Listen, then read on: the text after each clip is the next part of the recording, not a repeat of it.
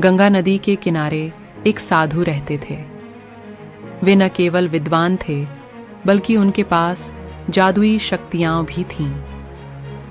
एक दिन वे ध्यान में मग्न थे, तभी बाज की चोंच से एक चूहिया छूटकर उनके हाथों में आ गिरी।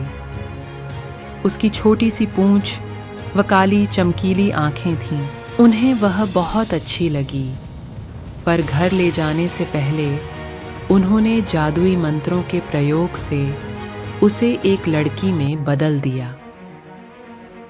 वे उस लड़की को घर ले जाकर पत्नी से बोले, तुम हमेशा से संतान चाहती थी ना, तो लो, आज से यही हमारी पुत्री है। इसे पूरी देखभाल व स्नेह से पालो। साधु की पत्नी भी अपनी पुत्री को देख प्रसन्न हो उठी। वह उसे राजकुमारी की तरह पालने लगी। साल बीतते गए, नन्ही लड़की एक सुंदर युवती बन गई। जब वह 18 वर्ष की हुई तो साधु व उसकी पत्नी उसके लिए वर तलाशने लगे। साधु ने कहा, मेरी बिटिया का विवाह ऐसे व्यक्ति से होना चाहिए जो सबसे बड़ा हो। मेरे हिसाब से सूर्य ठीक रहेगा। पत्नी ने भी हामी भरी। उन्होंने जादुई मंत्रों के प्रयोग से सूर्य को नीचे बुला लिया। उन्होंने उसे अपनी पुत्री से विवाह करने को कहा, पर पुत्री ने पहले ही न कर दी।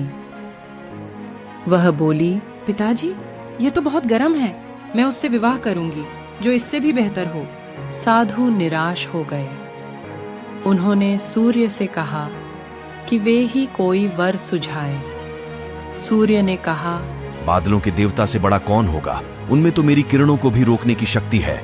साधु ने बादलों को नीचे बुलाया। वह अपनी पुत्री से विवाह करने को कहा, पर इस बार फिर पुत्री ने मना कर दिया। वह बोली, ये तो कितना बदसूरत है, मैं इससे विवाह नहीं कर सकती। साधु ने बादल देवता से कहा कि वही कोई अच्छा वर सुझा दें। वे बोले, पवन देवता ठीक रहेंगे, वे तो मुझे भी अपने फूंक से उड़ा देते हैं। साधु ने पवन देवता को बुलाकर अपनी पुत्री से विवाह करने को कहा। पुत्री ने फिर इनकार कर दिया। वह बोली, मैं इससे शादी नहीं करूंगी। ये तो कहीं टिकते नहीं, हमेशा यहाँ वहाँ भागते रहते हैं। साधु ने पवन देव से पूछा, क्या मेरी पुत्री के लिए ऐसा वर हो सकता है जो आपसे भी बेहतर हो? पवन देव ने कहा कि पर्वत देव मजबूत व ऊंचे हैं, वे मेरा भी रास्ता रोक देते हैं। साधु ने पर्वत देवता से कहा कि वह उसकी पुत्री से विवाह कर लें। पुत्री ने फिर से मना कर दिया। वह बोली, ये तो बहुत लंबे, सख्त व कठोर हैं, मैं इनसे विवाह नहीं कर सकती। इनसे भी कोई बेहतर चाहिए। पर्वत देवता ने चूहे का नाम सुझाया।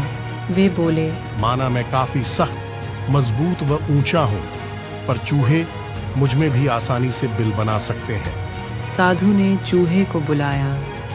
उसे देखते ही उसकी पुत्री खुशी से उछल पड़ी। हाँ पिताजी, यही तो है वह, मैं जिससे शादी करना चाहती थी। साधु ने सोचा, इसे ही किस्मत कहते हैं। यह एक चूहिया थी और एक चूहे से विवाह करना ही इसके भाग्य में लिखा है। उन्होंने जादुई मंत्रों के प्रभाव से पुत्री को फिर से चूहिया बना दिया। चूहा व चूहिया विवाह करके खुशी खुशी रहने लगे। शिक्षा, कोई भी अपने मूल स्वभाव को नहीं बदल सकता।